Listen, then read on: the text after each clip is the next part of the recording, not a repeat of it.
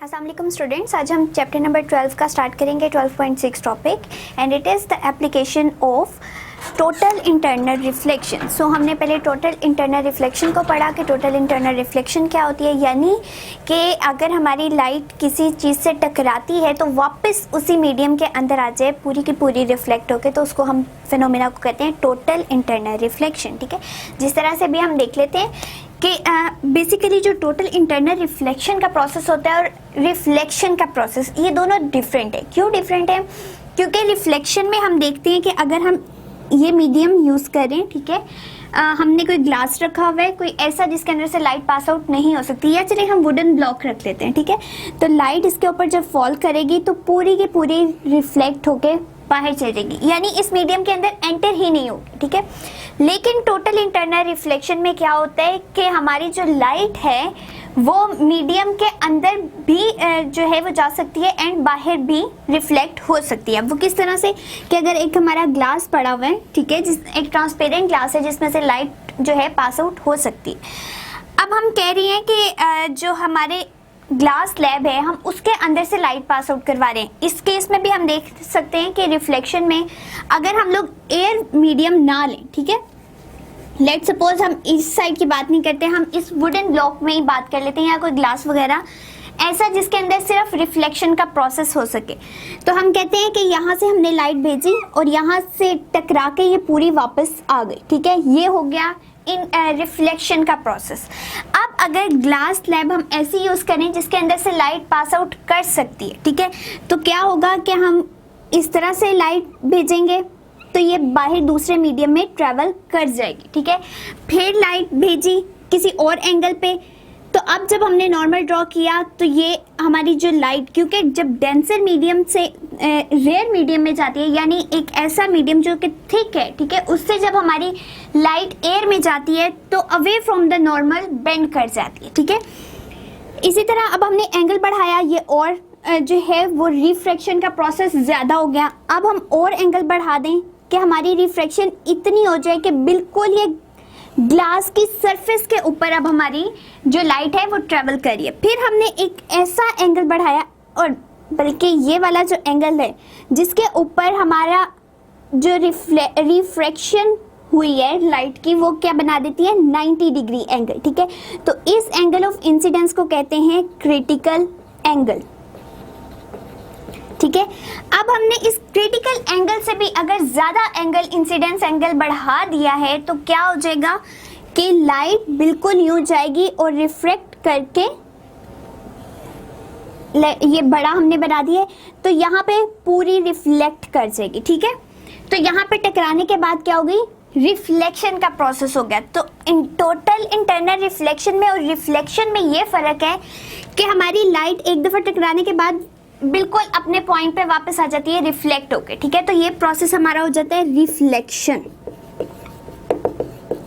ठीक है, लेकिन अगर हमारी लाइट इस तरह से है कि वो बाहर भी जा रही है, उस मीडियम से बाहर भी जा रही है, लेकिन हम किसी एक ऐसे एंगल पे उसको थ्रो करवाएं जो उसके क्रिटिकल एंगल से ज़्यादा हो, तब वो पूरी की पूरी अंदर रिफ्लेक्ट कर जाती है। ठीक है, तो टोटल इंटरनल रिफ्लेक्शन में क्या प्रोसेसेस हो रहे हैं कि हमारी लाइट रिफ्रैक्ट भी कर सकती है एंड रिफ्लेक्ट भी कर सकती है। तो रिफ्लेक्शन का जब प्रोसेस होगा तो उसको हम कहेंगे total internal reflection. Internal reflection. So basic हमारा डिफरेंस यही है कि रिफ्लेक्शन एक ही रे जो टकरा के वापस आ गई, ठीक है, वो बाहर निकल ही नहीं सकती उस मीडियम से, लेकिन हमारी जो टोटल इंटरनल रिफ्लेक्शन का फिनोमेना है उसमें रे बाहर जाती है, लेकिन हम उसको किसी एक ऐसे एंगल पे थ्रो करवाते हैं जो उसके क्रिटिकल एंगल से ज़्यादा होता है, एंड उस एंगल पे जब हम थ्रो करवाते हैं तो हमारी लाइट बिल्कुल टोटली रिफ्लेक्ट कर जाती है। ठीक है, तो अब हम ये टोटल इंटरनल रिफ्लेक्शन को तो हमने एक दफ़ा हल्का फुल्का सा डिस्क्राइब कर लिया कि क्या होता है। अब हम इसकी एप्लीकेशंस पढ़ना चाह रहे हैं, ठीक है, कि हम ये टोटल इंटरनल रिफ्लेक्शन का प्रोसेस कहाँ कहाँ पे यूज़ करते हैं। तो अब हम एप्लीकेशन स्टार्ट करते हैं अपनी। Number 1 application is totally internal reflection. Totally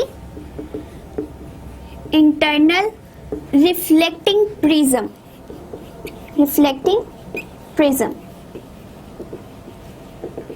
सो अब हम पहले तो देखेंगे कि प्रिज्म क्या होता है, फिर हम उसमें स्टडी करेंगे कि टोटल इंटरनल रिफ्लेक्शन का प्रोसेस किस तरह से हो रहा है एंड वो हमें फर्दर कहाँ कहाँ पे हेल्प आउट करेगा। ठीक है, तो प्रिज्म हमारी बेसिकली इस तरह से दो ट्राइएंगल्स होती हैं। ठीक है, ये दो ट्राइएंगल्स जो आपस में इस तरह से अटैच हुई होती है। ठीक है, इस तरह से अटैच हुई होती है। ठीक है, दो ट्राइएंगल्स आप लें एंड उसके दरमियान का पोर्शन भी सारा फिल कर दें, लेकिन ये तो प्रिज्म ग्लास की बनी होती है। हम एक एग्जाम्पलरी तौर पे देख रहे हैं कि किस तरह की होगा हमारा प्रिज्म।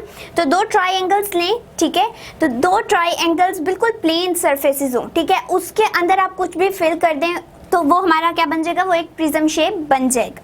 लेकिन यहाँ पे जो हम प्रिज्म यूज करते हैं वो ग्लास का बना होता है एंड हमारी जो प्रैक्टिकल्स होंगे उसके अंदर भी हमें देखने में मिलता है कि प्रिज्म किस तरह का होता है एंड किस तरह से हम रिफ्रैक्टिव इंडेक्स फाइंड आउट कर सकते हैं। ठीक है, तो एक ग्लास का बना हुआ प्रिज्म है जिसकी दो साइड क्या है, ट्राइएंगुलर है। ठीक है, बाकी साइड्स जो इसकी होती है ये देखें इस तरह से, ये क्या बना रही है, एक रेक्टेंगल। ठीक है, सो ये हमारा बन गया एक प्रिज्म। अब हम प्रिज्म की जस्ट एक ऐसी साइड ले रहे हैं जो कि क्या होती है, राइट एंगल ट्राइएंगल, सॉरी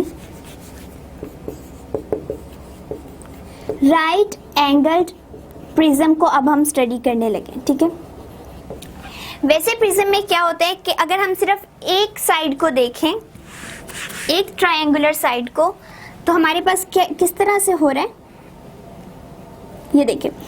अब हमारे पास ये क्या है, ये इसकी बेस है और दो हमारे पास साइड्स मौजूद हैं। ठीक है, अब यहाँ पे क्या है, ये हर पॉइंट पे क्या बन रहे हैं, एंगल्स बन रहे हैं। ठीक है, तो वो क्या कहलाते हैं, जो बेस के बिल्कुल सामने एंगल होता है, ठीक है, वो कहलाता है angle of prism, angle of prism. अब हम अपने केस में कौन सा स्टडी कर रहे हैं, राइट एंगल प्रिज्म। तो अब हमने इस प्रिज्म को किसी और पोजीशन में रखना है ताकि हमारा क्या बन सके, राइट एंगल प्रिज्म बन सके। सो अब हम इसको देख लेते हैं। इस तरह से हमने यूं रख लिया। ठीक है, तो जब हम प्रिज्म को यूं रखेंगे तो ये साइड बिल्कुल क्या बना रही है, इस दूसरी साइड के साथ 90 डिग्री का एंगल। ठीक है, तो हमारी जो राइट एंगल ट्राइएंगल होती है बेसिकली उसमें कितने का एंगल बनता है, पूरा जो होल उसका होता है वो होता है 180 डिग्री का। तो 90 डिग्री का तो ये हो गया।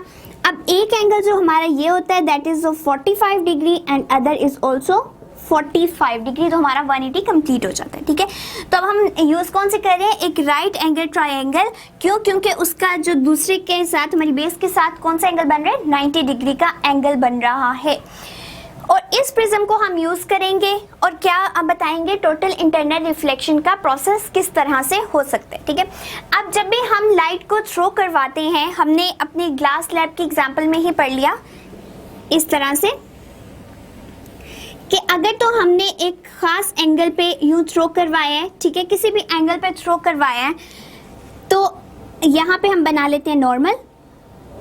तो जब भी हमारी रे ऑफ लाइट डेंसर से रेड मीडियम में जाएगी या ग्लास से एयर में जाएगी तो वो अपने पाथ से थोड़ा सा हट जाएगी एंड अवे फ्रॉम नॉर्मल, ये अवे फ्रॉम नॉर्मल बेंड कर जाएगी। ठीक है, तो ये हमारी होगी इंसिडेंट रे, ये हमारी होगी रिफ्रैक्टेड रे। अब हमने ये देखिए, अब ये एंगल बन गया। ठीक है, अब हमने एक और एंगल पे थ्रो करवाया, फिर हम यहाँ पे नॉर्मल ड्रॉ कर लेते हैं, ये और अवे फ्रॉम नॉर्मल बेंड कर गई लाइट, ये एंगल हमारा बड़ा हो गया। ठीक है, अब हमने एक और बड़े, इससे भी बड़े एंगल पे थ्रो करवाया लाइट को कि हमारी जो लाइट है वो पहले बिल्कुल सरफेस पे आ गई। ठीक है, अब यहाँ पे देखें तो यहाँ पे क्या बन रहा है, 90 डिग्री का एंगल। ठीक है, तो इसका मतलब है यहाँ तक हमारे पास रिफ्रैक्शन का प्रोसेस हो रहा है। ठीक है, यह हमारी बिल्कुल सरफेस पे लाइन आ गई। इससे आगे जब हमने जाना है, और ये एंगल कहलाता है क्रिटिकल एंगल, जो कि हमारा ग्लास के केस में 42 डिग्री होता है अप्रोक्सीमेटली। ठीक है, 41.8 होता है जिसको हम लोग 42 ही कंसीडर करते हैं। अब इस 42 डिग्री से आगे जितना भी हम एंगल बढ़ा देंगे तो हमारी लाइट बिल्कुल रिफ्लेक्ट कर जाएगी। ठीक है, अब रिफ्रैक्शन का प्रोसेस नहीं होगा, रिफ्लेक्शन का प्रोसेस होगा। तो यही बात हम यहाँ स्टडी करने वाले हैं अपने प्रिज्म में। तो जिस तरह हमने देखा कि मिरर के केस में एक पॉइंट ऐसा होता है, सेंटर पॉइंट, जो कि मिरर का सेंटर पॉइंट होता है वहाँ पे हमारी अगर लाइट पास करवाएं तो वो बिल्कुल भी रिफ्लेक्ट नहीं होती, रिफ्रैक्ट नहीं होती, बल्कि क्या कर जाती है, स्ट्रेट लाइन में पास कर जाती है। ठीक है, इसी तरह से हमारा जो प्रिज्म है उसमें भी अगर हम अपनी लाइट को बिल्कुल स्ट्रेट जो है फॉल करवाएंगे इस सरफेस पे तो वो स्ट्रेट ट्रेवल कर जाएगी। ठीक है, यहाँ पे रिफ्रैक्शन का प्रोसेस नहीं होगा क्योंकि हमारे केस में क्या है, हमने बिल्कुल 90 डिग्री के एंगल पे क्या करवाया, थ्रो करवाई। ठीक है, तो अब क्या होगा, यहाँ पे भी हमारा इस साइड के साथ कितना एंगल बन रहा है, 90 डिग्री का। ठीक है, तो जब भी हम 90 डिग्री के एंगल पे इसको बिल्कुल थ्रो करवाएंगे तो हमारे पास रिफ्रैक्शन का प्रोसेस नहीं होगा क्योंकि ये देखिए ये है एयर एंड ये है ग्लास। सो जब भी हम एक मीडियम से दूसरे मीडियम में जाते हैं, हमने तो ये पढ़ा हुआ है कि हमारी लाइट जो है वो बेंड कर जाती है, लेकिन इस केस में हमारी बेंडिंग नहीं होगी। क्यों? क्योंकि बेंडिंग ऑफ लाइट में भी ये एक रूल है कि अगर एक लाइन हमारी बिल्कुल स्ट्रेट 90 डिग्री के एंगल पे फॉल कर रही है या किसी ऐसे पॉइंट से गुजरी है जो सेंटर पॉइंट है मिरर का या किसी भी चीज़ का, तो वहाँ से हमारी लाइट बेंड नहीं करेगी। ठीक है, तो इसी तरह से हमारे प्रिज्म में भी ऐसा ही है कि एक लाइट जब हम थ्रो करवा रहे होते हैं सर्टेन एंगल पे तो वो बिल्कुल भी रिफ्रैक्ट नहीं करती, अपने रिफ्रैक्ट तो करती है क्योंकि पास आउट हो गई, लेकिन अपने पाथ से बेंड नहीं करती। तो अब यहाँ जाके क्या होगा, अब हम यहाँ पे बना लेते हैं एक नॉर्मल। ठीक है, अब यहाँ एयर से ग्लास में चला गया। ठीक है, अब क्या होगा, यहाँ पे हमारे पास अब अगेन रिफ्रैक्शन का प्रोसेस होना है। ठीक है, और वो किस तरह से होगा कि हमारी लाइट यहाँ से टकरा के बिल्कुल सीधा ट्रेवल कर जाएगी।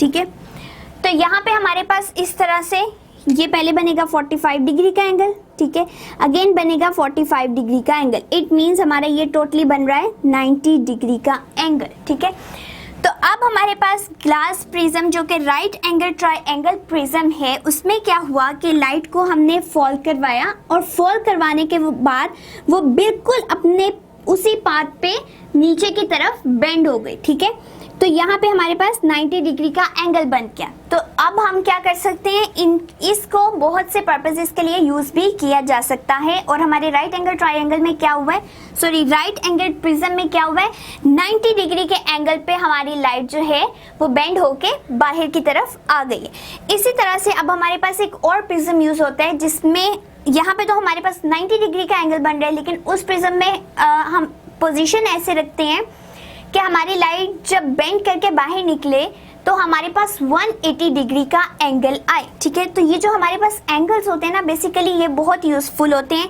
बाकी कामों के लिए। लाइक अगर हम अपने कैमरा को देखें, वहाँ पे भी हमारा राइट एंगल प्रिज्म यूज होता है। ठीक है, या हमारे बाइनोक्युलर्स को देखें तो उसमें भी हमारे जो 180 डिग्री वाले प्रिज्म्स हैं वो यूज हो रहे हैं।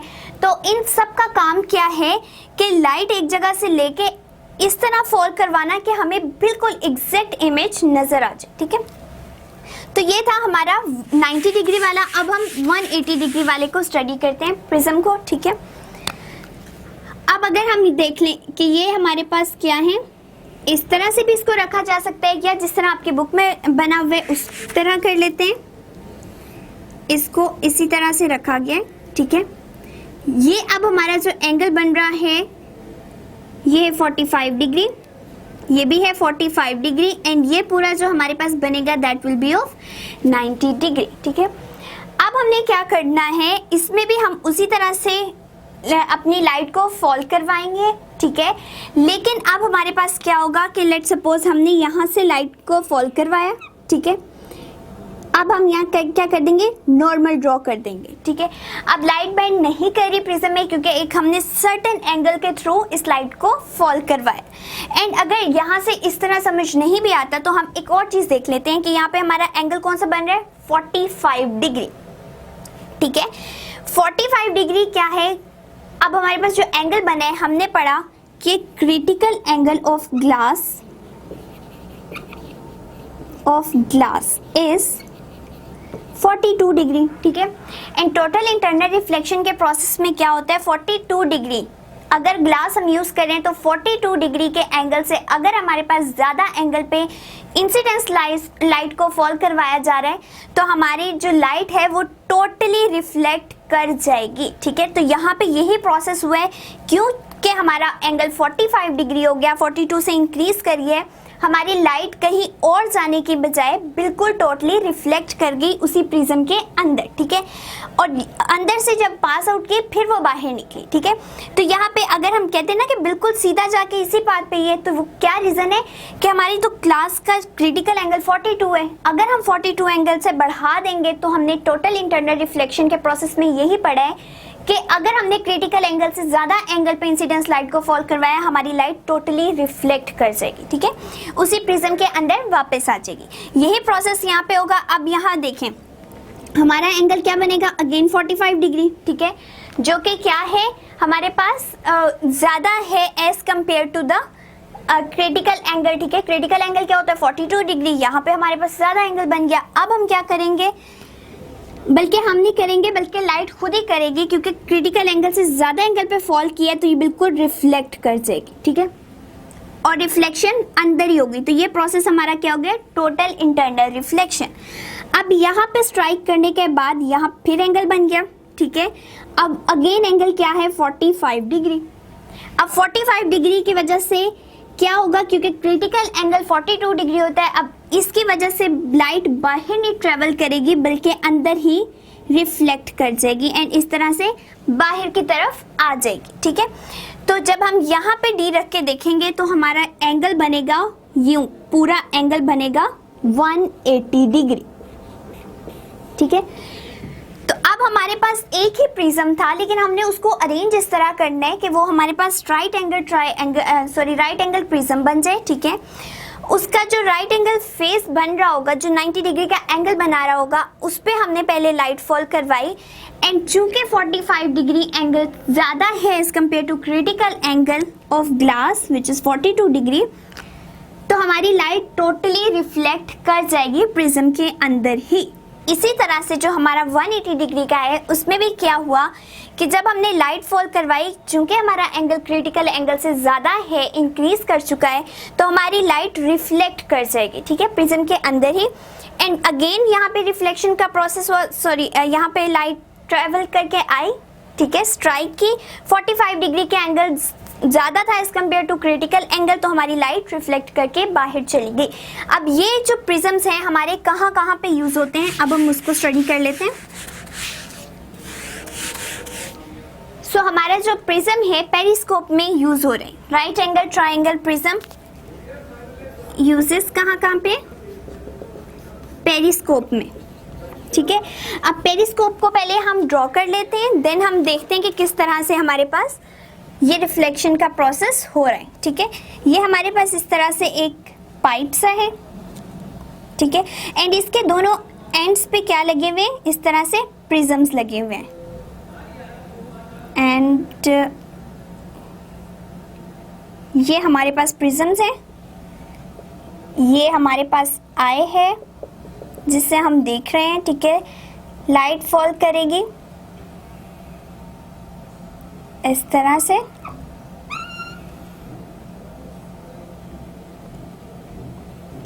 ये देखें, अब यहाँ पे कोई भी ऑब्जेक्ट है एंड पेरिस्कोप मोस्टली कहाँ यूज होते हैं, अगर हम जो है पानी के अंदर हैं तो हमें बाहर के ऑब्जेक्ट्स को देखने के लिए एक पाइप से लगाया होता है जिसके ऊपर लेंसेज वगैरह ये कैमरास फिट हुए होते हैं। ठीक है, और उससे हम बाहर देख रहे होते हैं कि कोई क्रैश तो नहीं हो सकती, हमारी कश्ती किसी और से टकरा जाए। सबमरीन्स वगैरह में ये बहुत ज़्यादा यूज़ होते हैं। ठीक है, एंड अदर पर्पसेस के लिए भी यूज़ हो सकते हैं। ठीक है, पेरिस्कोप में अब बेसिकली हमने क्या किया, देखिए राइट एंगल प्रिज्म्स यूज़ किए दोनों जगह पे। ठीक है, अब कोई भी यहाँ पे ऑब्जेक्ट है उससे लाइट फॉल करी है। ठीक है, लाइट फॉल करने के बाद बिल्कुल एग्जैक्टली सीधा गई एंड जब एंटर हुई तो यहाँ पे एंगल कितना था 45 डिग्री से ज़्यादा, तो टोटली इंटरनल रिफ्लेक्शन का प्रोसेस हो गया। ठीक है, अब यहाँ पे भी एंगल क्या बन रहा है 45 डिग्री से ज़्यादा। अगेन हमारा टोटल इंटरनल रिफ्लेक्शन का प्रोसेस हुआ एंड हमारी आई तक उस ऑब्जेक्ट का इमेज पहुंच चुका है। ठीक है, अदरवाइज अगर हम खाली ये देखें कि प्रिज्म्स ना लगाएं, ठीक है। अगर हम कहते हैं कि हम प्रिज्म्स यूज ना करें तो क्या होगा, पहली बात है कि ये लाइट इस तरह से, ठीक है, हम कोई और चीज तो बल्कि क्या यूज करनी है, आप पाइप ही देखें, क्या आप कभी भी देख सकते हैं कि आपने यहाँ आई रखी हो तो आपको यहाँ तक जरूर इमेज नजर आएगा, ठीक है, पाइप के अंदर का इंटरनल पोर्शन नजर आएगा, उसके बाद आपको कुछ भी नजर नहीं आएगा, ठीक है। तो आपको यहाँ पे कोई ना कोई प्रिज्म्स रखने पड़ेंगे ताकि हमारी लाइट वहां से रिफ्लेक्ट हो, ठीक है, एंड आपकी आई तक वो इमेज बन सके। इसी तरह से अब हमारे जो बाइनोक्यूलर्स हैं जिससे हम दूर की चीज़ों को देख सकते हैं, उसमें हमारा यूज़ होता है 180 डिग्री वाला जो प्रिज्म है जिसमें 180 डिग्री एंगल बनता है, हम उसको यूज़ करते हैं। सो हमारे कैमरास में भी ये यूज़ होते हैं। एंड अब जो हम स्टडी करने लगे हैं दैट इज बाइनोक्यूलर्स, ठीक है। इसको भी अब हम ड्रॉ कर लेते हैं एंड देन देखते हैं कि किस तरह से हमारे इमेज जो है वो बन जाएंगे।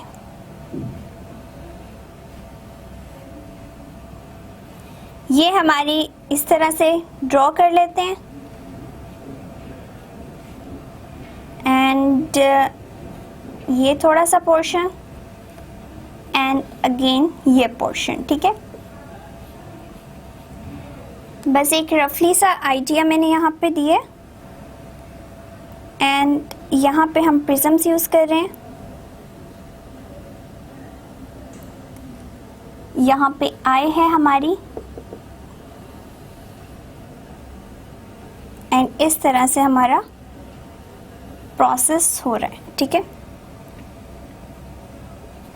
अब ये देखें, अब हमने क्या किए कि 180 डिग्री वाले प्रिज्म्स को यूज किए। अब हमारा कोई भी ऑब्जेक्ट यहाँ पड़ा हुआ है, ठीक है, उसके ऊपर लाइट फॉल की, ठीक है। लाइट फॉल करने का मतलब है कि अब हमारे इसमें भी एंटर हो जाएगी, ठीक है, इमेज बनाने के लिए। अब यहाँ से बिल्कुल लाइट सीधा गई, ठीक है। सीधा जाने के बाद अब जब वो प्रिज्म में एंटर हुई है तो हमने पढ़ा कि इस तरह से जब 45 डिग्री का एंगल बनता है तो हमारी लाइट तभी रिफ्लेक्ट कर जाती है, टोटल इंटरनल रिफ्लेक्शन का प्रोसेस हो जाता है, ठीक है। तो टोटल इंटरनल रिफ्लेक्शन का प्रोसेस हुआ, ठीक है। अगेन लाइट यहाँ पे स्ट्राइक की, फिर यहाँ से टोटल इंटरनल रिफ्लेक्शन का प्रोसेस हुआ एंड हमारी आई पे बिल्कुल एग्जैक्ट इमेज बन गया इस ऑब्जेक्ट का, ठीक है। तो अगर हमें किसी भी ऑब्जेक्ट को क्लियरली देखना है तो हमें क्या यूज करने पड़ेंगे, प्रिज्म्स यूज करने पड़ेंगे ताकि हम हर चीज को क्लियरली ऑब्जर्व कर सकें एंड उसका इमेज जो है वो हमारी आई पे बिल्कुल क्लियर बन जाए। अदरवाइज अगर हम कोई ऐसी चीज यूज करें जो इमेज बन रहा है उसको फॉर्म तो करवा दे लेकिन किस तरह से हो जाए, लेट सपोज अगर हम कहते हैं हम कोई ऐसा पाइप यूज कर लें कि हमें डायरेक्ट नजर आ जाए, ठीक है, तो क्या होगा कि हमारी जो रिफ्लेक्शन का सिंपल रिफ्लेक्शन का प्रोसेस अगर हम कहें तो इस तरह से बार बार टकरा के हमारी आई तक कोई भी इमेज बनेगा, ठीक है। लेट सपोज ये ऑब्जेक्ट था, इससे लाइट फॉल कर रही है एंड ये लाइट ट्रेवल करती हुई जा रही है। अब देखिए हमारे पास यहाँ पे क्या हो रहा है, बार बार रिफ्लेक्शन का प्रोसेस हो रहा है, ठीक है। तो बार बार होने की वजह से क्योंकि कोई भी लाइट है, साउंड है, सारी क्या है, एनर्जीज हैं, ठीक है। तो हमारी एनर्जी जो है वो बहुत ज़्यादा ज़ाया हो रही है, ठीक है, अगर हम रिफ्लेक्शन का प्रोसेस यूज़ करें। और सेकेंडली हमारी स्पीड में भी बहुत ज़्यादा कमी, बहुत ज़्यादा तो नहीं लेकिन स्पीड भी कम हो जाएगी, ठीक है। तो हमें कोई एग्जैक्ट इमेज भी नहीं मिलेगा, क्लियर इमेज भी नहीं मिलेगा। तो हमने इसी वजह से इन सारी सिचुएशन से बचने के लिए, ज़्यादा रिफ्लेक्शन से बचने के लिए एंड स्पीड को ना कम करने के लिए प्रिज्म्स यूज़ किए हैं ताकि हमारे प्रिज्म्स जो हैं वो एक या दो दफ़ा रिफ्लेक्शन का प्रोसेस करवाएं, टोटल इंटरनल रिफ्लेक्शन का, एंड एक हमें क्लियर और एग्जैक्ट इमेज बना के दे दें, ठीक है। तो ये था हमारा टोटल इंटरनल रिफ्लेक्टिंग प्रिज्म।